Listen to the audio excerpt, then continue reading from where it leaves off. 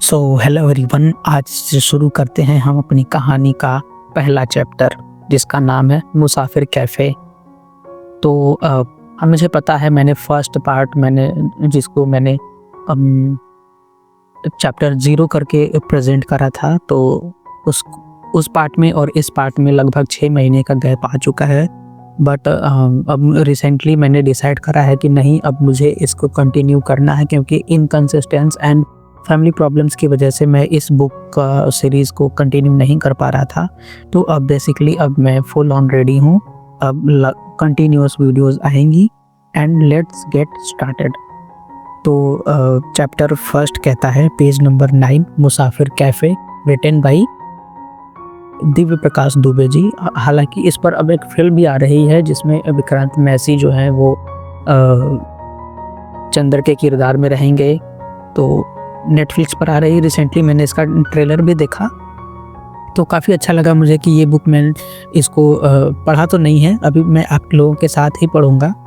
तो चलिए शुरू करते हैं, और हम भी आप लोगों के साथ मैं भी पढ़ूँगा कि इस बुक में क्या है। और मूवी भी आ रही है तो ये तो और अच्छी बात है। हम लोग पहले से बुक को एक बार पढ़ लिए होते हैं तो हमें पता चलता है कि अरे नहीं, बुक में तो ऐसे लिखा है, ऐसे नहीं है, ये वाला सीन बुक में ऐसे किया है। तो ये थोड़ा सा मुझे अच्छा लगता है, मज़ा आता है मुझे ये देखने में और फाइंड आउट करने में कि डायरेक्टर ने, राइटर ने मूवी और बुक्स के ऊपर मूवीज़ बनाते हुए क्या चेंजेस किए हैं, क्या बदलाव करे हैं। तो अब शुरू करते हैं। 1 मिनट का वीडियो बहुत हो गया है, लगभग 1 मिनट 45 सेकेंड। तो अब शुरू करते हैं यहाँ से। क से कहानी। हम पहले कभी मिले हैं? सुधा ने बच्चों जैसी शरारती मुस्कुराहट के साथ कहा। शायद। शायद कहाँ? मैंने पूछा। सुधा बोली, हो सकता है कि किसी किताब में मिले हों। लोग कॉलेज में, ट्रेन में, फ्लाइट में, बस में, लिफ्ट में, होटल में, कैफ़े में, तमाम जगहों पर कहीं न कहीं मिल सकते हैं, लेकिन किताब में कोई कैसे मिल सकता है? मैंने पूछा। इस बार मेरी बात काटते हुए सुधा बोली, 2 मिनट के लिए मान लीजिए हम किसी ऐसी किताब के किरदार हों जो अभी लिखी ही न गई हो। ये सुनकर चाय के कप में एक चुस्की ली और कहा, मजाक अच्छा कर लेती हैं आप।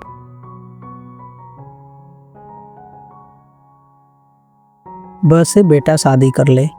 चंदर के मोबाइल पर पापा के नंबर से एक SMS आया जिससे एक मोबाइल नंबर लिखा हुआ था। अभी वो नंबर पढ़ ही रहा था कि इतने में उसके पापा के फ़ोन से मम्मी का फ़ोन आया। कॉल में अपना और चंदर का हाल चाल लेने और देने के अलावा बस इतना ही बताया गया कि संडे 12 बजे कॉफ़ी हाउस में एक लड़की से मिलने जाना है। ये भी बताया गया कि लड़की वहाँ अकेले आएगी। हालांकि लड़की के अकेले आने वाली बात इतनी बार झूठ निकल चुकी है कि चंदर ने ये मानना ही छोड़ दिया है कि कोई लड़की शादी के लिए मिलने अकेले आ सकती है।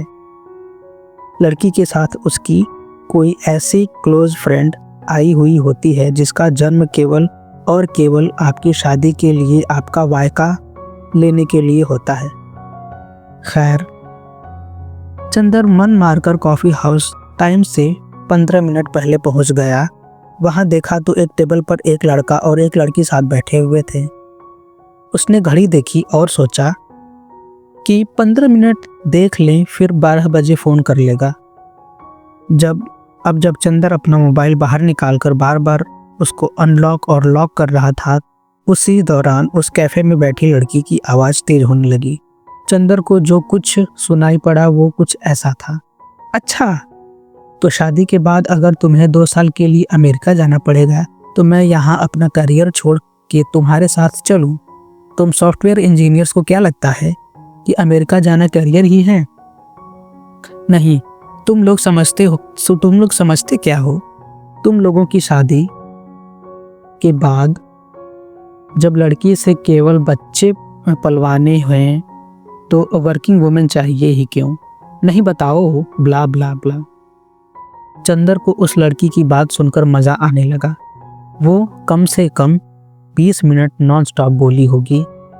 इस बीच में बंदा बस बोलकर उठकर जा चुका था। इसी बीच चंदर की घड़ी पर नजर गई। 12:15 हो चुके थे। चंदर ने सोचा फोन मिलाकर बता ही दे कि वो पहुंच चुका है। चंदर ने फोन मिलाया और उधर की आवाज़ सुनने बिना ही बोल दिया, हेलो। बस इतना बताना था कि मैं कैफ़े पहुंच गया हूं, आप आराम से आ जाइए। मैं भी कैफ़े में हूं। अच्छा, मैं कैफ़े में 20 मिनट से बैठा हूं। मैं भी। ए से एक दिन की बात। चंद्र को समझ में आ चुका था कि ये वही लड़की है जिससे वो शादी के लिए मिलने आया है। चंद्र पलटकर उसकी टेबल तक गया। इससे पहले कि वो कुछ समझाती वो या बोलती, चंद्र ने कहा, या पता नहीं आपको सुनकर कैसा लगेगा, लेकिन मैं भी एक सॉफ्टवेयर इंजीनियर हूँ। Very funny. ओके, तो हाँ, सॉरी, आपको वेट करना पड़ा। I am Sudha. अरे कोई बात नहीं, बहुत अच्छा बोली आप। I am Chandar. आप बातें सुन रहे थे? सुन ही नहीं रहा था, सुनाई पड़ रही थी। मैं जोर से बोल रही थी क्या? हाँ और क्या? पता नहीं कहाँ कहाँ से आ जाते हैं। खैर, आप बुरा ना माने तो एक बात पूछूं? हाँ पूछिए। मेरी बात भी कोई मिलने आ रहा है तो बता दीजिए, मैं उस हिसाब से टाइम एडजस्ट कर लूँगा। अरे नहीं, एक दिन में 2 लड़के काफ़ी हैं। क्या करती हैं आप? मैं लॉयर हूँ, फैमिली कोर्ट में प्रैक्टिस करती हूँ। आप कह सकते हो डिवोर्स एक्सपर्ट हूँ। वाह, मैं आज पहली बार किसी लड़की लॉयर से मिल रहा हूँ। सही में डिवोर्स करवाती हो क्या? सही बताऊँ तो डिवोर्स कोर्ट में जाने के पहले ही हो चुका होता है। हम तो बस सरकारी स्टैंप लगाने और हिसाब किताब करने में मदद करते हैं। क्यों करते हैं लोग डिवोर्स? कोई खास वजह होगी इसकी? कोई एक वजह थोड़ी है। फिर भी सबसे ज़्यादा किस वजह से डिवोर्स होते हैं? क्योंकि लोगों को पता नहीं होता है कि उन्हें लाइफ से क्या चाहिए। तुम्हें पता है तुम्हें लाइफ से क्या चाहिए? हाँ, थोड़ा बहुत शायद। और तुम्हें? पता नहीं क्या चाहिए। छोड़ो, कहाँ डिवोर्स की बातें करने लगे हम। तो चलो, रोज कोर्ट में इतने डिवोर्स देखकर भी शादी करना चाहती हो? सच बताऊं तो मैं शादी करना ही नहीं चाहती। घर वाले परेशान न करें इसलिए मिलने आ जाती हूँ और कोई न कोई बहाना बनाकर लड़के को रिजेक्ट कर देती हूँ। सॉफ्टवेयर इंजीनियर को तो बिना मिले ही रिजेक्ट कर दिया करो, मिलने का कोई टंटा ही नहीं। हाँ, अगली बार से यही करूँगी। अच्छा, तुम्हें रिजेक्ट करना ही है तो एक हेल्प कर दो। तुम अपने घर वालों को पहले ही बोल दो कि मैं पसंद नहीं आया, फालतू ही मेरे घर वाले पीछे पड़े रहेंगे। ठीक है, डन। शादी नहीं करनी तुम्हें? नहीं। क्यों यार? क्यों, प्यार व्यार वाला चक्कर है क्या? हाँ शायद, पता नहीं यार। और तुम्हारा? था चक्कर, अब नहीं है। मैं शादी वादी में बिलीव नहीं करती। फिर अपने घर वालों को समझा दो। कितने सॉफ्टवेयर वाले लड़कों को ऐसे ही बैंड बजाती फिरोगी। हाँ, सही कह रहे हो। घर वालों को यही समझाऊंगी। तुम तो आज समझा दोगी, मुझे पता नहीं कितने संडे खराब करने पड़ेंगे। कोई फुल प्रूफ तरीका बता दो। मुझे पता होता कोई तरीका तो आज उस इडियट से मिलने थोड़ी ना आती।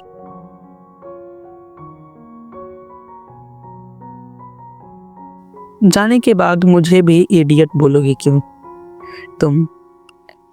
हाँ शायद। कोई दिक्कत है? नहीं, कोई दिक्कत नहीं है। चलो चलता हूँ। Good, keep in touch, nice meeting you. No point saying keep it in touch, we hardly know each other. मेरे बारे में जानने लायक बस इतना ही है कि मुझे अपना काम बिल्कुल भी पसंद नहीं है। 2-3 साल अमेरिका में रहकर नौकरी कर चुका हूँ, लेकिन कभी मैं वहाँ मन नहीं लगा। अब अक्सर 2-3 साल के लिए अमेरिका जाने के मौके आते हैं तो हर बार मना कर देता हूँ, पता नहीं क्यों। क्रिकेट मैच के अलावा टीवी बिल्कुल भी अच्छा नहीं लगता। हर वीकेंड मूवी देखता हूँ।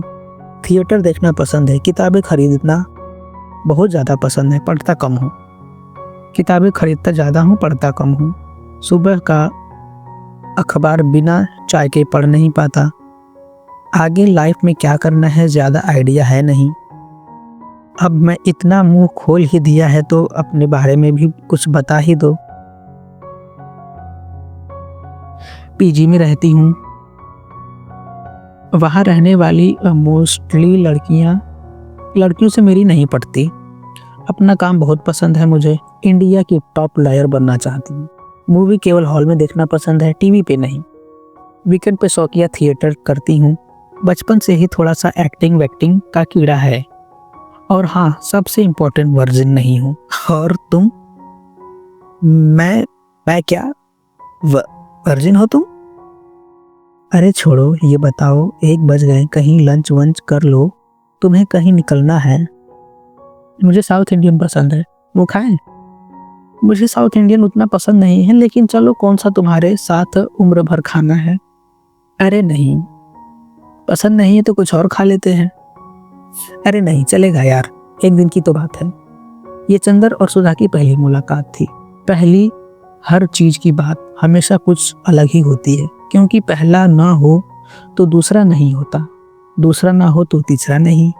इसलिए पहला कदम ही जिंदगी भर रास्ते मिलने वाली मंजिलें तय कर दिया करती है। पहली मंजिल के बाद हम अपने आप को दोहराते हैं और हर बार दोहराने में बस वो पहली मुलाकात ढूंढते हैं। So thank you so much guys. ये फर्स्ट चैप्टर मैंने बहुत मुश्किल से मैंने कंप्लीट करा है। ये फर्स्ट लेसन चैप्टर 1 था, तो बहुत ही घबराहट थोड़ा सा, ये क्योंकि ये पहली बार मैं बुक रीडिंग का ये चैनल भी मैंने शुरू किया है, तो ये मेरे लिए भी बहुत ही नया है। और मैं एक्सट्रोवर्ट बनने की प्रैक्टिस में हूँ। इस जर्नी में मैंने सोचा कि क्यों ना, क्योंकि फिर हम किसी दिन बात करेंगे अपने बारे में, अभी के लिए यहीं पर रोकते हैं। हाँ, बस ये कहूँगा कि मुझे सपोर्ट कीजिए और हम जल्दी मिलेंगे इस कहानी के चैप्टर 2 से। और जो भी मिस्टेक हुई है, मैं थोड़ा सा हकला रहा हूँ वीडियो में, और पॉज भी मेरे अच्छे नहीं है, और मैं आपको लग भी रहा होगा कि मैं देख कर पढ़ रहा हूँ। थोड़ा सा आप लोग मुझे सपोर्ट कीजिए, थोड़ा सा इग्नोर कीजिए। अगर बैकग्राउंड नॉइस आ रहा है तो उसको भी इग्नोर कर कीजिएगा। तो मिलते हैं अगले वीडियो में।